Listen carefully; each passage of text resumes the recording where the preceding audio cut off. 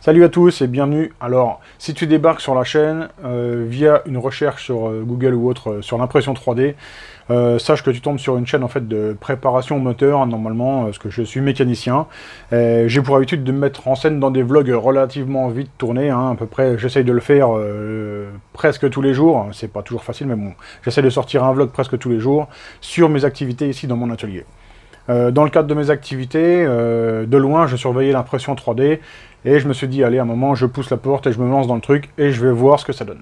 Donc là, aujourd'hui, la vidéo, l'impression 3D un mois après, je te cache pas qu'il est temps que je la tourne parce que ça fait pas loin de 2 mois que j'ai mes machines, mais c'est peut-être pas un mal, hein, parce que c'est pas si simple que ça. On va voir ça ensemble après, je vais essayer d'être le plus clair possible et de te faire partager un peu mon avis sur la chose. Allez, c'est parti, je te balance mon jingle habituel, hein. Tous ceux qui me connaissent connaissent le jingle, c'est parti, jingle.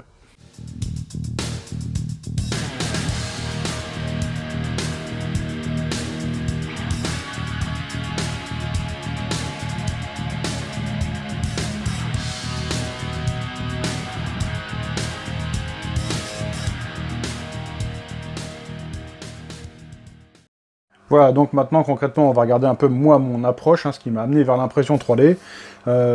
Avant toute chose, hein, je te précise que ici il y a tout un tas de bidules, c'est normal, on est dans un atelier de mécanique, hein, à la base, donc il y a des outillages. Alors, moi, mon approche, ça a été laquelle? Ça a été celle de me dire, je vais pouvoir me fabriquer des pièces, en fait, qui n'existent pas sur le marché, ou qui n'existent plus. Pour ce faire, je vais acheter une imprimante, bénéficiant, en fait, à ce moment-là, hein, d'une réserve d'argent. Je me suis dit, bon, qu'est-ce que je vais faire? Bête et méchant. Qui peut le plus, peut le moins, je m'achète une grosse machine. Alors j'ai regardé, hein, les Ultimakers, etc. etc. J'ai été conseillé, hein, par des copains.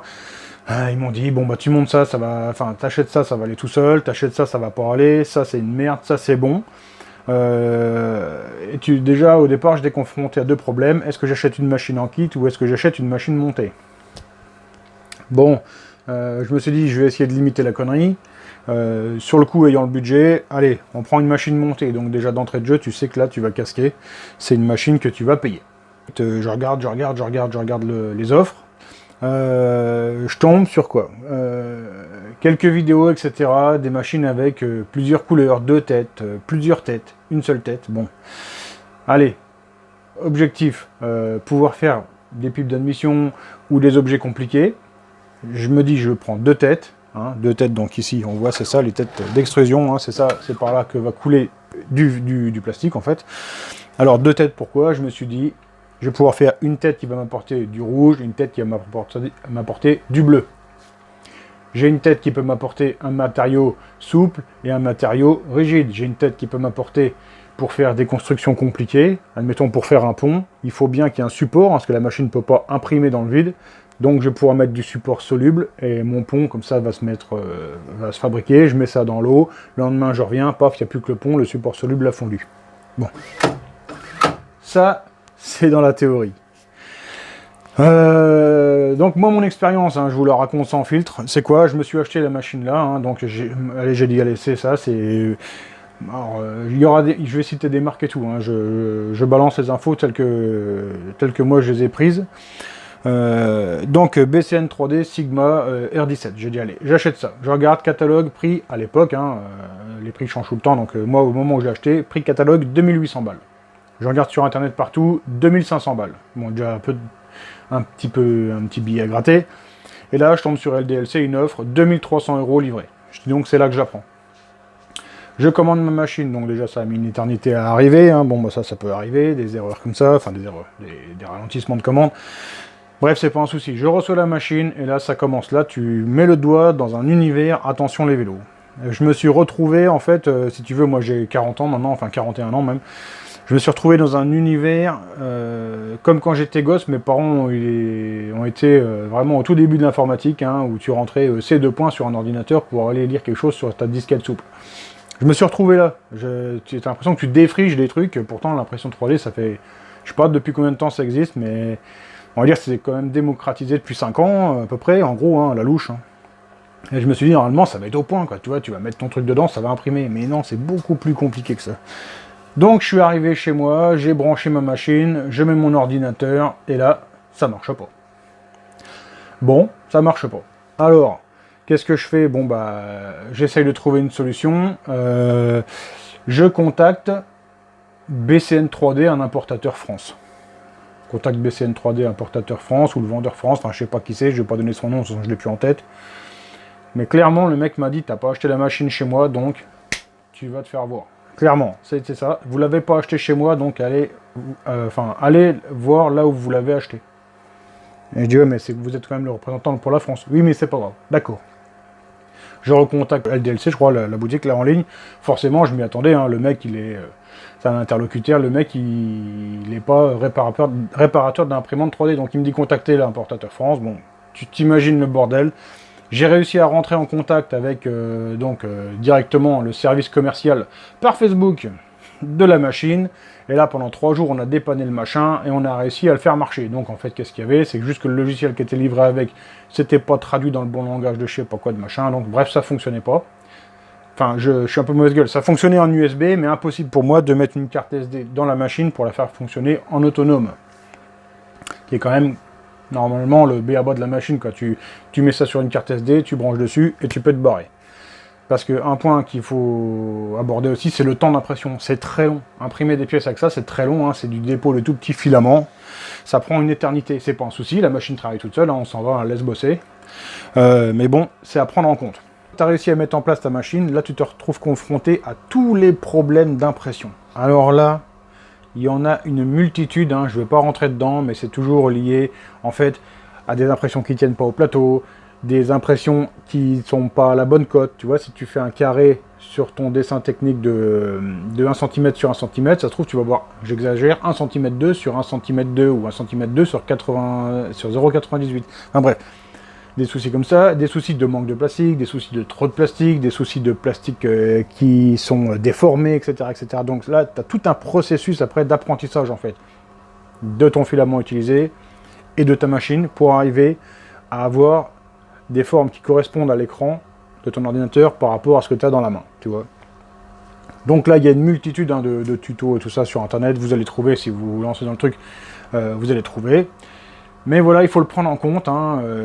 Après l'installation, il y a encore une grosse phase d'apprentissage. L'imprimante 3D, pourquoi faire? Là, je pense qu'il faut vraiment se poser la question avant, parce que tu as vite fait de te faire engrainer dans des idées comme ça qu'on essaie de t'inculquer sur les forums ou sur des groupes, où quand tu as une imprimante 3D, tu pourras tout faire. Non, non, attention, tu ne pourras pas faire grand-chose. Pourquoi? Parce que déjà, c'est du plastique. En plus, c'est du plastique, attention, c'est pas du plastique injecté, hein, c'est du plastique qui est déposé. Ça veut dire que ça sera toujours quand même beaucoup plus fragile qu'un plastique injecté. Seconde chose, on te fait miroiter que tu vas pouvoir tout faire. Non, ça veut dire que pour faire des choses, déjà, il va falloir que tu les dessines ou que tu les télécharges sur des plateformes en ligne. Donc moi, mon cas de figure, ça a été, j'ai appris, hein, comme moi, c'est pour faire des pièces qui n'existent pas. J'ai appris à modéliser, donc ça veut dire que j'ai téléchargé un logiciel, j'ai appris à utiliser le logiciel. Une fois que j'ai réussi à, dans ma tête, passer dans l'ordinateur ce que je voulais avoir comme pièce, j'ai pu la dessiner. Une fois que j'ai fait tout ce processus, je peux la mettre dans mon imprimante et avoir la pièce que j'ai voulu me fabriquer. Le deuxième cas de figure, c'est juste la personne qui veut s'imprimer des pièces, une planche de porte, une figurine à mettre dans sa chambre. La question à se poser, c'est est-ce que réellement j'ai besoin d'acheter une imprimante pour avoir une planche de porte? Est-ce qu'il vaut mieux pas tout simplement aller acheter une planche chez Casto à 10 balles? Je veux une figurine d'un manga dans ma chambre. Est-ce qu'il vaut mieux pas aller sur eBay, s'acheter sa figurine à 4 €? Est-ce que l'imprimante se justifie? Est-ce qu'elle va pas finir au bout de 4 prints sur une étagère posée à prendre la poussière? C'est une réflexion qu'il va falloir se poser avant d'acheter une imprimante 3D. C'est à vous de réfléchir. Ah, j'ai un sacré reflet dans les lunettes là, tu vois ça? Moi, je vais les mettre comme ça on voit pas. Alors maintenant, est-ce que je vais te conseiller une machine ou pas? Bon, alors tu le sais, moi j'en ai deux, hein, des imprimantes. Ici, une machine donc dite européenne à plus de 2000 balles. Et là-bas, une machine dite asiatique à 250 balles. L'autre, il a deux machines. Ouais, bon. Alors, je t'explique, celle-là, donc là-bas, celle-là, la chère, elle m'a tellement millénaire que j'ai dit le jour où je peux en avoir une autre, j'essaye autre chose.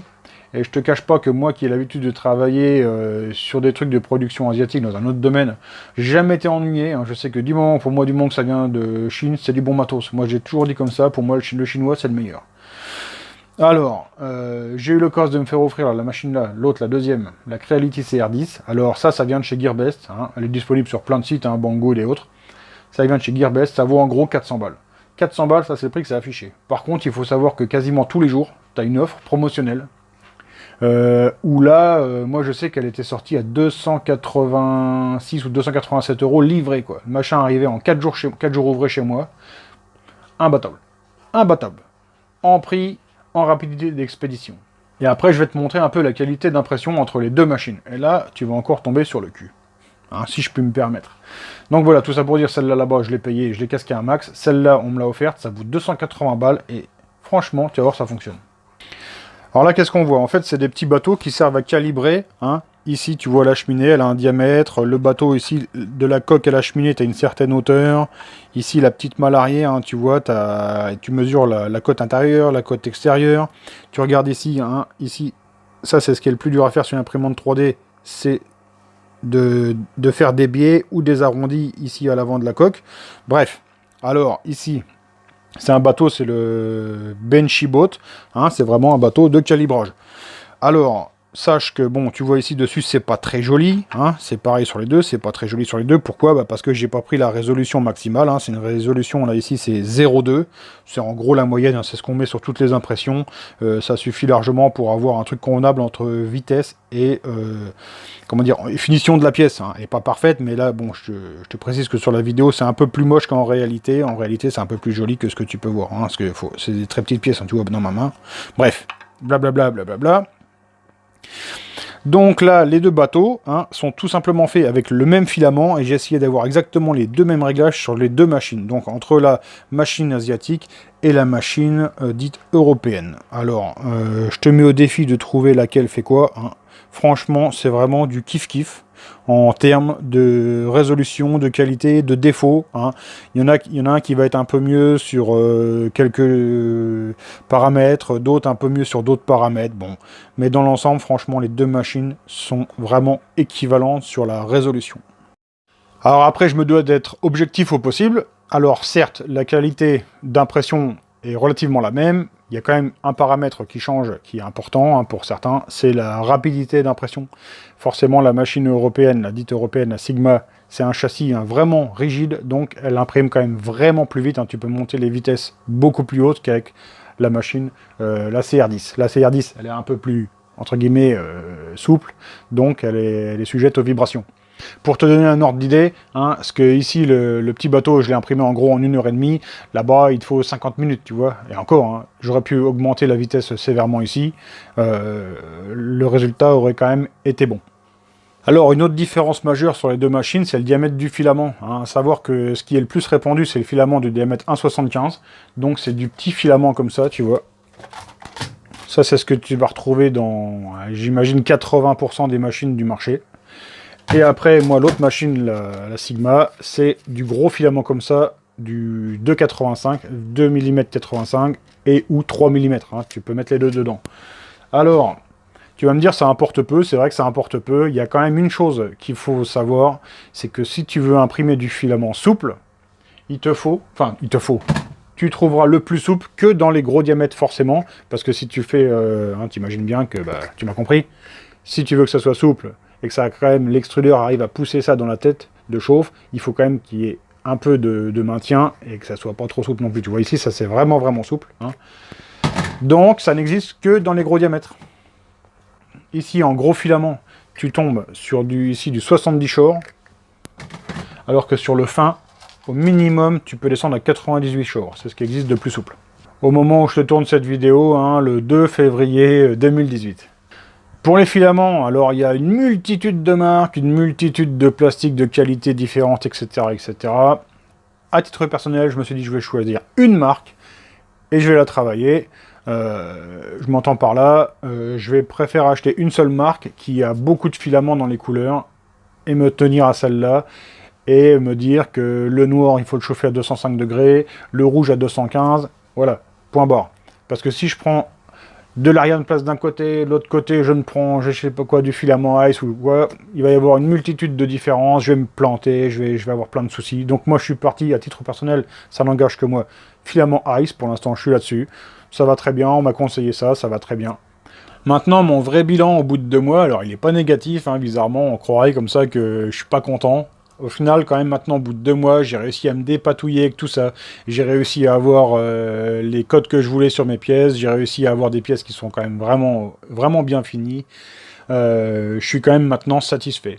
Mais il faut quand même se dire qu'on va rentrer dans une phase d'apprentissage. Il va falloir se donner les moyens d'arriver à avoir des bons résultats. Ça va pas venir comme ça, c'est pas simple. Dans l'immédiat, hein, peut-être que les machines vont encore bien s'améliorer, que ça va devenir de plus en plus simple. Mais en ce jour, c'est quand même encore assez compliqué.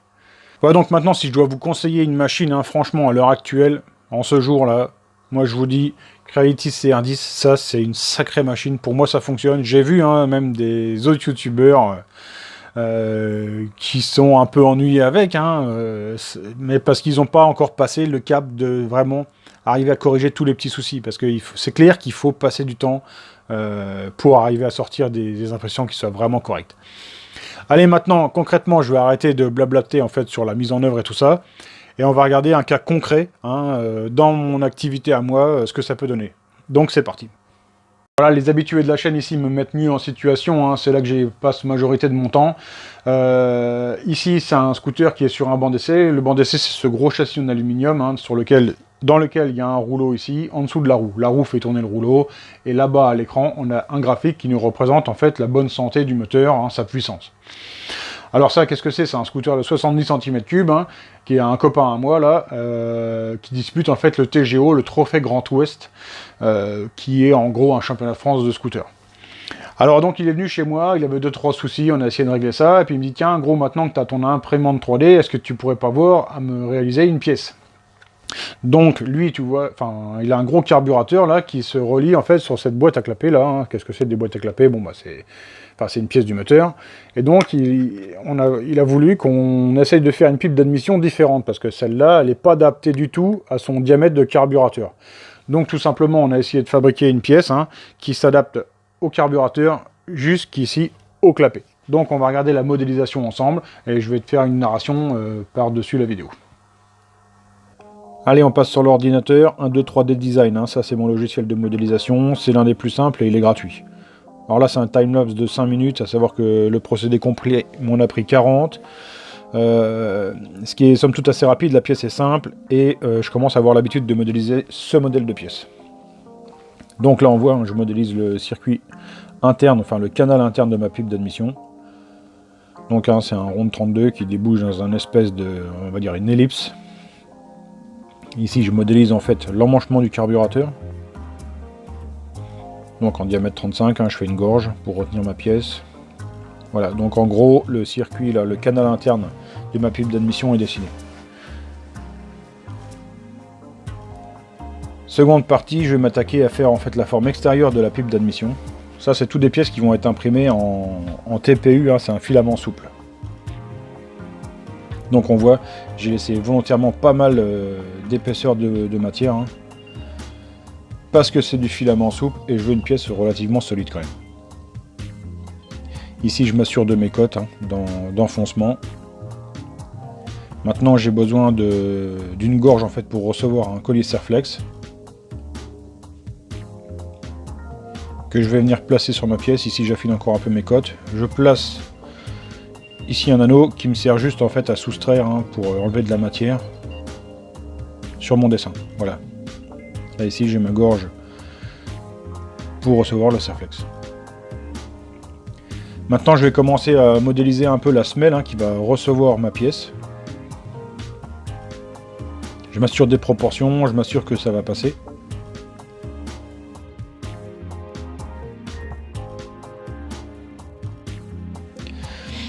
Donc là j'ai vu que j'allais pouvoir mettre mon collier sans problème. Je m'attaque maintenant à la partie étanchéité et fixation.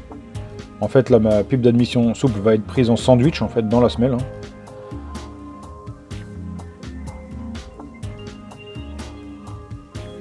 Voilà, les deux pièces sont solidarisées. Mon manchon est pour ainsi dire terminé. Maintenant comme d'habitude, hein, je soustrais la pièce de la cale, je me retrouve avec un emmanchement parfait. Alors ici, en fait, je modifie les cotes afin d'avoir du serrage. Et maintenant, je peux m'attaquer au perçage pour pouvoir visser mon élément.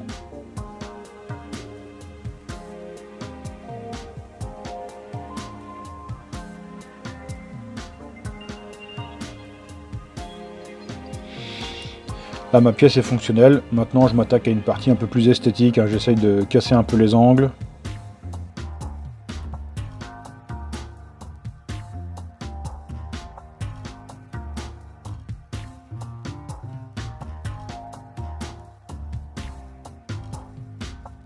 Là, je réunis mes éléments, je vérifie que tout tombe correctement.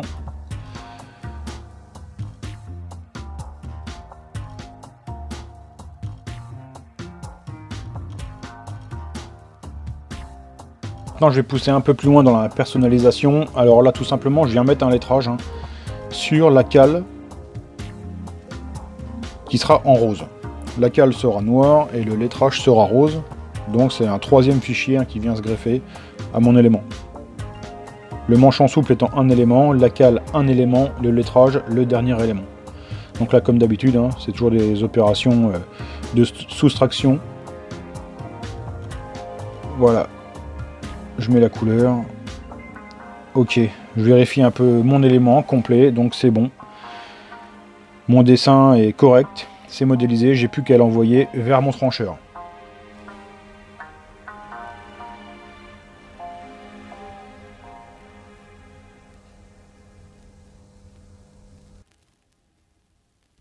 Voilà, on est arrivé au terme de la modélisation, ça s'est bien passé. On a notre fichier qui est prêt là, en 3 dimensions. Maintenant, avant de l'imprimer, il faut encore l'envoyer dans un autre logiciel qui va nous le trancher. Pourquoi il nous le tranche? En fait, c'est pour dire à la tête d'impression, hein, tu passes par ici, tu passes par ici. Donc ça, il y a un logiciel, ça s'appelle un trancheur ou un slicer. On va dire que tout le monde a dû passer par Cura au départ, hein. C'est vraiment, on va dire, pour moi, je pense que c'est le logiciel d'entrée, il est gratuit. Franchement, ça marche très bien. Et après, il y en a d'autres gratuits, d'autres payants. Moi, je voulais une spécificité. En fait, lors de réalisation, je voulais pouvoir, admettons, monter des parois qui soient assez épaisses, où la section de fil en 0,4 mm, et dans les parties arrondies, pouvoir descendre la résolution plus fine, hein, pour bénéficier d'un plus bel arrondi. Ça, il y a un logiciel qui le faisait, qui est payant, qui est censé bien fonctionner, c'est Simplify 3D. Ça, en gros, ça vaut 150 $, hein, dans ce jour, on va dire les 130 €. Donc j'ai les deux. Franchement, mon ressenti, mon avis personnel, si c'est vraiment pour du travail entre guillemets basique, qu'on n'a pas vraiment d'exigences particulières, Cura, ça fonctionne très bien. Gardez vos 150 balles pour acheter du filament. C'est comme, encore une fois, c'est que mon avis. Simplify 3D va servir, admettons, si on veut imprimer 4 pièces sur le même plateau, on peut en dire, j'en veux une qui ait une résolution de 0,4, une résolution 0,2, une qui soit remplie à 100% et une qui soit allégée, entre guillemets, avec un quadrillage interne à 50%, voilà. Voilà à quoi ça peut servir. Est-ce que c'est avantageux? J'en sais rien. En tout cas, Cura, pour moi, ça fonctionne. Tout de suite à l'écran, comment ça se passe? Alors on passe rapidement là sur l'interface en fait du trancheur, du slicer, ici Simplify 3D. Le crayon noir étant la tête, hein, qui va faire sortir du filament, et la pièce verte étant évidemment la pièce qu'on est en train d'imprimer. Alors ce qu'on voit ici, c'est que on pourrait générer des supports, hein. Qu'est-ce que c'est? C'est ce que j'expliquais à un moment dans la vidéo. C'est, admettons, si on veut dessiner un pont, la machine ne peut pas imprimer dans le vide, donc ici elle pourrait mettre un espèce de pilier qui servirait en fait à maintenir le matériau quand il sort de la buse. Bon, avec l'habitude, je sais que sur des pièces comme ça qui ont des petits porte-à-faux, j'en ai pas vraiment besoin. Donc je m'en passe. Après, ça va me faire une bavure, hein, à l'impression, mais je les supprimerai manuellement après avec une petite fraise, hein, et ça sera très bien. Donc ici, le logiciel nous dit 2h50 et quelques d'impression. J'ai pour habitude de dire que c'est un temps hors taxe, hein, parce que franchement, ça dépasse souvent à peu près 20% en plus à rajouter. Une fois que j'ai tout vérifié, je clique tout simplement sur l'onglet avec les 2 cartes mémoire. Ça me le transfère forcément sur ma carte que je peux insérer dans la machine. Voilà, la carte mémoire est insérée dans mon imprimante. On touche bientôt au but, on va bientôt avoir notre pièce dans la main. Alors ici, on a un plateau en verre hein, qui se démonte assez facilement sur cette imprimante-là. Dessus, en général, on met de la laque, on met de la colle pour que la pièce tienne bien en place pendant l'impression. Ici, moi, c'est l'effet inverse. Hein, le TPU souple que je vais imprimer, il colle tellement fort sur la plaque que je mets une bonne couche de laque. Après, je mets ça dans l'eau chaude et un peu à la même manière qu'on se lave les cheveux, la laque se sauve et la pièce se décolle super facilement. Alors là, on voit que là, ma pièce, on l'a vu sur le dessin, hein, sur l'ordinateur, que je l'imprime sur le côté. Pourquoi? C'est pour pouvoir, au cas où ça tienne quand même fort, pouvoir venir glisser une lame de cutter et la décoller tranquillement. Alors, on vous livre ça avec les imprimantes, hein, franchement. Faut essayer de pas trop s'en servir, on a quand même tendance à quand même pas mal à abîmer le verre et tout ça. Là, je viens de me rendre compte même, ça m'ennuie pas mal, c'est que je viens de voir que j'ai des gros éclats de verre. On les verra peut-être pas à la caméra, si je crois que là on en voit un. Ça, c'est un éclat de verre. Donc je suis bon pour recommander un plateau, hein. Celui-là il a peut-être 50 impressions et visiblement bah, il aime déjà pas la blague. A savoir que certains plastiques ça chauffe assez fort, on peut chauffer le verre jusqu'à 100-110 degrés. Allez, on met ça, puis c'est parti, on imprime. Allez, c'est parti pour l'impression du manchon. Là, pour une fois, le local est ouvert. Normalement, quand j'imprime avec ce matériau, je ferme vraiment tout. Ça fait monter la température dans le caisson et ça aide en fait à ce que la pièce ait une bonne tenue, que le filament ne refroidit pas trop vite. Pareil, en vitesse de ventilation, j'ai que 10% de vitesse, mais on va pas rentrer dans les détails aujourd'hui.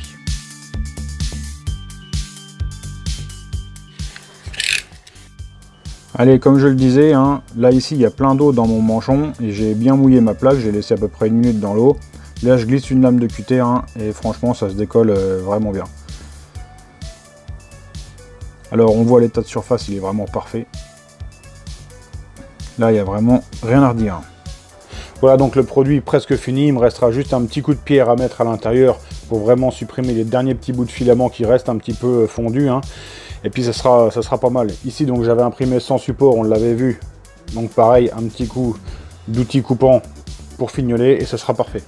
Maintenant on va passer sur la semelle, hein, c'est la seconde partie de ma pièce, donc qui sera en 2 couleurs. Voilà donc c'est parti hein, pour ma seconde pièce qui est noir et rose. Donc là on commence par le noir. Il y a des moments on voit un peu de rose qui vient se mettre sur le tour. Alors qu'est-ce que c'est? En fait la pièce est au centre et autour on a un mur anti-bavure. En fait il me sert aussi à amorcer les buses hein, de plastique afin de ne pas avoir de manque dans ma pièce. Mais ça il faudrait faire une vidéo dédiée hein, là-dessus sur le plastique et l'impression en général.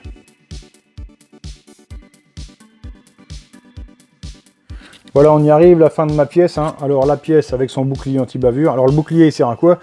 En fait quand une tête va se reposer pendant que l'autre bosse, quand elle revient, généralement elle emmène un petit bout de filament. C'est mieux qu'il vienne se poser en fait sur cette pièce qu'on jette que de se déposer sur la pièce qui doit être finie propre. Donc là elle est finie, on voit, bon bah là c'est la face qui était sur le verre, hein. C'est celle que moi j'ai choisie, c'est celle que je vois en dehors de la machine, c'est celle qu'on voit, donc je me suis arrangé à avoir un fini propre. Donc voilà, avec mon lettrage, bon là on est sur du 2 couleurs, hein. Ça c'est quand même un peu plus compliqué. Mais donc voilà, la pièce est réalisée. Alors on va pas rentrer dans les techniques aujourd'hui hein, d'impression, mais pour moi il y a 2 paramètres vraiment à prendre en compte. Alors c'est le débit du fil et la chaleur du fil. Ça c'est vraiment des trucs où là il y a du boulot rien que sur ces 2 paramètres là. Mais bon, on rentre pas dedans aujourd'hui. Là j'assemble ma pièce et puis du coup maintenant bah, je vais pouvoir aller la tester sur mon banc d'essai. Là les habitués de la chaîne vont s'y retrouver. Hein. Les éléments terminés. Alors ici le modèle du constructeur, ici celui qu'on vient de réaliser. Aluminium, caoutchouc et nous nylon TPU. Le lettrage étant en PLA, mais ça suffit largement pour ce qu'on a à en faire. Ça pourrait être considéré comme du prototypage, mais en compétition on peut quand même l'utiliser. Hein. Je veux dire, c'est des matériaux qui sont prévus pour résister au carburant, donc aucun souci.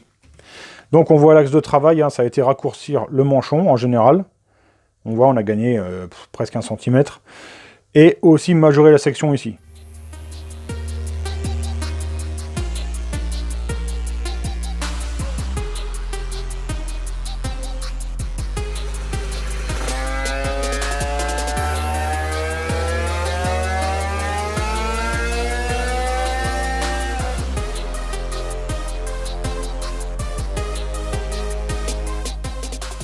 Voilà, on arrive au terme de cette vidéo. Donc normalement sur ma chaîne on tourne sur une dizaine de minutes. Là on est plus sur la demi-heure, donc c'est un format assez long, mais bon c'est un hors-série. J'ai essayé d'englober un maximum de choses dedans. J'ai essayé d'être le plus objectif possible. Donc voilà. Aujourd'hui, qu'est-ce qu'on peut en dire? L'impression 3D pour moi, c'est quand même super bien. Je veux dire, là, j'arrive, j'ai des idées en tête, je peux les transcrire sur un ordinateur, je sors une pièce, et là, ça me fait quand même tourner un moteur à combustion, qui tourne avec des idées comme ça qu'on peut créer sur une machine. Ça, c'est super. Après, il faut se dire qu'il va y avoir du mal, hein. Le cheminement va être assez long, j'en suis à 2 mois d'impression à peu près. Je pense que je vais évoluer, hein. Je referai peut-être une vidéo, l'impression 3D 1 an après, pourquoi pas. Seule certitude, pour vraiment avoir des pièces correctes, il va falloir se donner du mal, il va falloir passer du temps. Quand on n'utilise qu'une seule couleur, ça simplifie pas mal la chose, je l'accorde, ça c'est sûr. Moi là sur la Sigma, c'est 2 couleurs ou deux matériaux différents, ça complique énormément la chose. Pour être tout à fait franc et objectif, si vous voulez vous lancer dans l'impression, moi je vous conseille à titre personnel de vous lancer sur une machine pas chère, monocouleur. Ça permet déjà de faire pas mal de choses, parce que vous pouvez quand même éventuellement changer la couleur, hein. En stoppant l'impression, on peut changer le filament et on change la couleur de la pièce. C'est possible. Donc pour moi, c'est la meilleure alternative aujourd'hui, sachant qu'on trouve des machines à 250 balles qui fonctionnent parfaitement. Il y aurait énormément à dire sur l'impression 3D, mais pour aujourd'hui, je vais m'arrêter là. En tout cas, je vous remercie à tous de m'avoir suivi. Je vous souhaite de passer une bonne soirée. On se retrouve bientôt pour de prochaines vidéos. Ciao, bye!